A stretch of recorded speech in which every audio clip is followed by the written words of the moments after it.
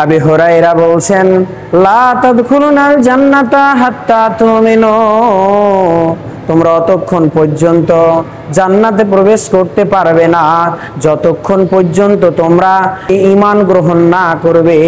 শুধু তা নয়, নবীজি বলছেন, ওয়ালা তুমিনু হাত্তা তাহাব্বু, আওয়ালা আদুল্লুকুম আলা শাইইন ইযা ফাআলতুমুহু তাহাব্বাতুম। এরে আমার সাহাবীরা, তোমরা অতক্ষণ পর্যন্ত ঈমানদার হতে পারবে না রে যতক্ষণ পর্যন্ত তোমরা পরস্পরে ভালোবাসা বিনিময় না করবে, পরস্পরে না বাসবে, পরস্পরে প্রেম বিনিময় না করবে, অতক্ষণ পর্যন্ত তোমরা ঈমানদার হতে পারবে না।